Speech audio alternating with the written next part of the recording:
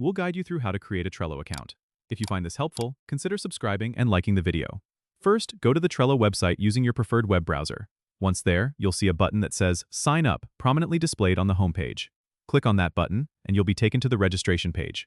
Here, you'll need to enter your email address in the provided field. Make sure it's an email you have access to, as you'll need to verify it later. After entering your email, click on the Continue button. Trello will then prompt you to create a password. Choose a strong password that you can remember easily, but is difficult for others to guess. Once you've created your password, click Sign Up. You might be asked to verify your email address at this point, so check your email inbox for a message from Trello. Click on the link in the email to verify your account. After verification, you'll be directed to a welcome page where you can start setting up your first Trello board.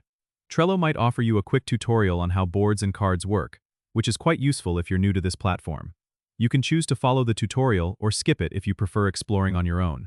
Remember that Trello is a visual tool that helps you organize any type of project, so take a moment to familiarize yourself with the interface.